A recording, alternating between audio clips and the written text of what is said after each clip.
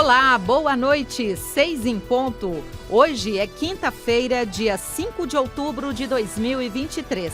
Eu sou Sandra Pedrosa. Vamos aos destaques de hoje do TJ Minas Notícias, segunda edição.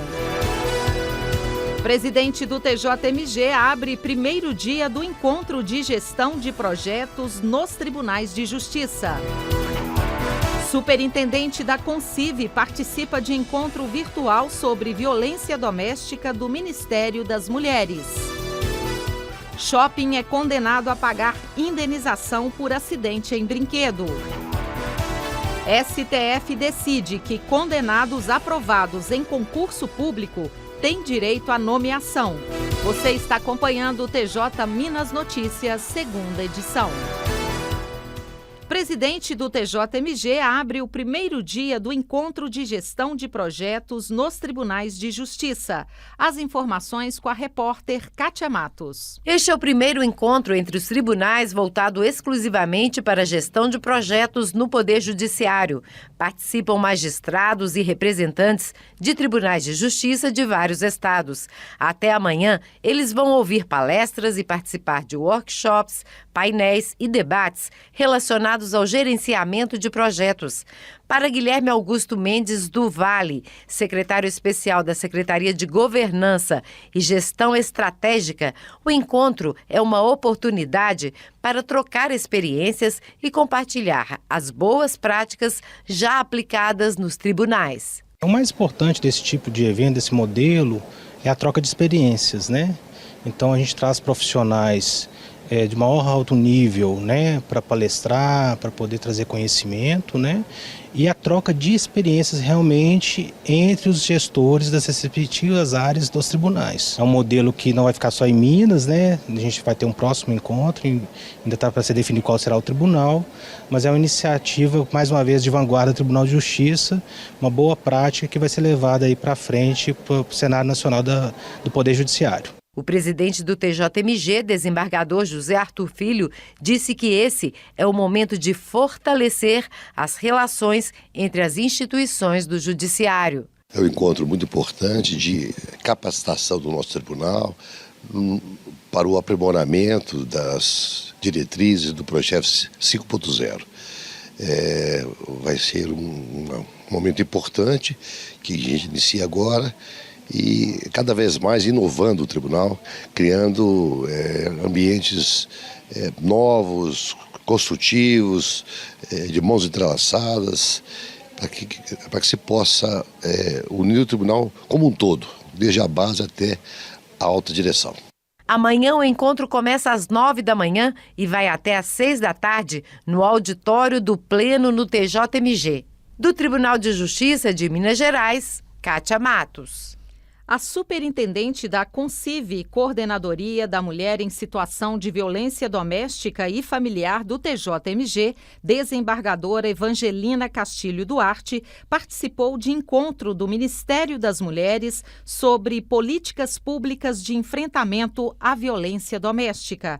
A reunião, feita de forma virtual, teve a participação da ministra das Mulheres, Cida Gonçalves, além de representantes do Ministério e integrantes do Colégio de Coordenadores de Violência Doméstica. A desembargadora Evangelina Duarte ressaltou a importância do encontro. Ela disse que foram debatidos assuntos como monitoramento eletrônico dos autores de violência e a necessidade de aprimoramento dos dispositivos para a proteção efetiva das vítimas de violência. Fábrica de bebidas deve indenizar consumidor por danos morais. Os detalhes com Flávia Carneiro. A decisão é da 14ª Câmara Cível do TJMG, que manteve sentença da comarca de São Francisco, no norte de Minas Gerais. O valor da indenização por danos morais foi fixado em R$ 2.000. Segundo o processo, o cliente adquiriu uma garrafa de 1 litro de refrigerante e, após ingerir a bebida, percebeu que havia algo esbranquiçado dentro do recipiente.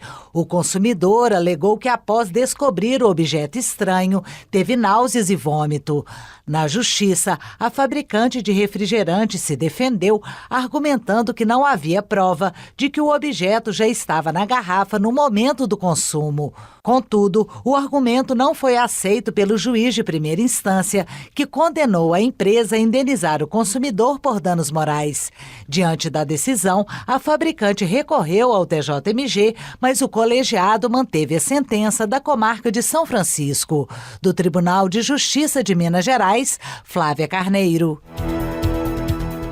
A seguir no próximo bloco, shopping deve indenizar criança por acidente em brinquedo. E ainda, STF decide que condenados aprovados em concurso público têm direito à nomeação. São 6h06, nós voltamos em instantes com mais informações. Aguarde! Shopping é condenado a pagar indenização por acidente em brinquedo. As informações com Danilo Baião. Boa noite, Danilo. Boa noite, Sandra. Uma criança irá receber indenização por danos morais de um condomínio de um shopping no valor de R$5.000 devido à queda de um brinquedo. A criança, representada pela própria genitora, ajuizou a ação pleiteando indenização contra o condomínio do shopping, narrando que no dia 30 de julho de 2016 sofreu uma queda na estação de brinquedos daquele shopping e as monitoras não cumpriram com o dever de vigilância e nem sequer prestaram os primeiros socorros, coisa que cumpriu aos bombeiros civis. Estes recomendaram à genitora levá-la para um hospital, onde ficou constatado um ferimento no nariz. O condomínio do shopping se defendeu sob o argumento de que uma outra empresa era responsável pelo brinquedo, por isso ela não tem responsabilidade sobre o acidente. Argumento que não convenceu ao juiz de primeira instância, que fixou o valor da indenização sob o fundamento de que, se o shopping permite a disponibilidade do brinquedo em seu espaço, ele também é responsável.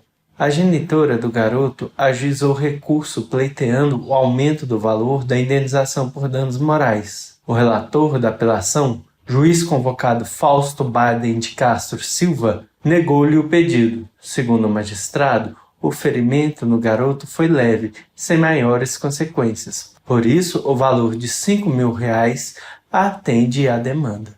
Do Tribunal de Justiça de Minas Gerais, Danilo Baião. STF decide que condenados aprovados em concurso público têm direito à nomeação. As informações com Renê Almeida. Boa noite, Renê.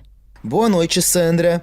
O plenário do Supremo Tribunal Federal decidiu que condenados que foram aprovados em concursos públicos podem ser nomeados e empossados desde que não haja incompatibilidade entre o cargo a ser exercido e o crime cometido. Também não deve haver conflito de horários entre a jornada de trabalho e o regime de cumprimento da pena. O entendimento firmado pelo STF terá de ser observado pelas demais instâncias do Poder Judiciário e pela administração pública. Em seu voto, o ministro relator Alexandre de Moraes explicou que a suspensão dos direitos políticos em caso de condenação criminal não alcança direitos civis e sociais. Ele também disse que o que a Constituição Federal estabelece é a suspensão do direito de votar e de ser votado, e não do direito a trabalhar. Para o ministro, a ressocialização dos presos no Brasil é um desafio que só pode ser enfrentado com estudo e trabalho. Da agência Rádio Web, Renê Almeida.